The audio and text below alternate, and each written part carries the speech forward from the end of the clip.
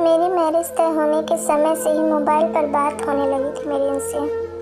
अच्छे लगे थे मुझे ये सुलझे हुए से नेक इंसान। मैं अक्सर इनसे पूछती कि अगर मेरी और आपकी माँ में कभी कोई झगड़ा हुआ तो आप किसका साथ देंगे।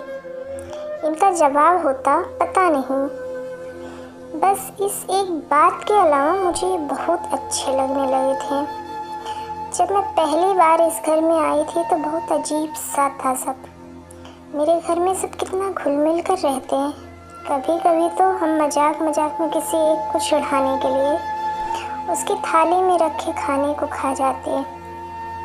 और यहाँ मजाल कि कोई एक कमरे में एक टेबल पर बैठकर भी खाना खा ले। सब राजा बाबू, सबको अपने अपने कमरे में खाने का शौक। इनकी माँ से बड़ा डर लगता मुझे, जाने कब टोक दें। मैं कभी भी सुबह सुबह उठने की आदी नहीं थी, पर यहाँ नियम से जल्दी उठ जाती। एक बार देर से नींद खुली तो देखा कि सासू माँ किचन में नाश्ता बना रही हैं। मेरे प्राण ही सूख गए कि आज तो ये बुढ़िया मेरी जान ले लेगी। पर कुछ कहा नहीं सासू माँ ने, बस पूछा तेरे लिए भी सेक दूँ या नहा कर खाएगी। मुझे लगा लेट उठने पर व्यंग कर रही हैं मुझ पर। सासू माँ का साड़ी पहनने का तरीका बड़ा सलीकेदार था और मुझे साड़ी से चिढ़। पहनने में ही घंटों लग जाते, फिर पहने पहने काम करना अजब हाल था मेरा। हर आधे पौने घंटे में फिर से सब ठीक करना पड़ता, नहीं तो सासू माँ टोक देती, तमीज़ नहीं है क्या, ठीक से पहनो।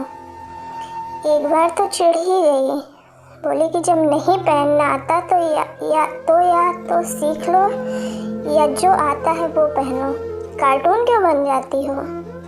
बहुत रोना आया था मुझे। एक तो इतनी मेहनत करो और ऊपर से सुनो भी। मैंने भी ठान लिया कि अब साड़ी चाहे चूल्हे में। पति की भी बड़ी खराब आदत थी, घर आते ही पहले अपनी माँ के पास आकर बैठ जाते और कभी कभी तो घंटों बैठे रहते।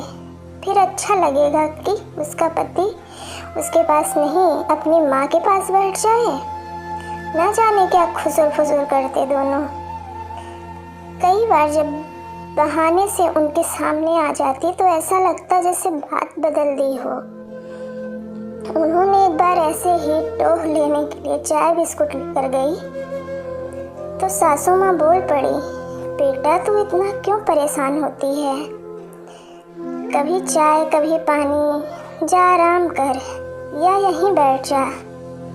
उस दिन तो मैं चली आई, पर सोचा कि जब खुद ही कह रही हैं तो कल से साथ ही बैठूंगी। साथ बैठी तो लगा कि ये लोग तो फालतू बातें करते रहते हैं या मेरे ही सामने ऐसा बन रहे हैं। जब मेरे बेबी होने वाला था तो डरते डरते पूछा था कि बच्चे का क्या नाम रखेंगे माँ।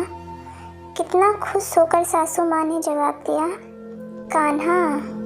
और मैं डर गई, पूछ ही नहीं पाई कि अगर बेटी हुई तो ना जाने क्या क्या सोच सोच कर मैंने वे दिन काटे। और जब मेरी बिटिया हुई तो पिछले 10 दिन से रामायण पढ़ती माँ की आंख में आंसू देखे थे मैंने।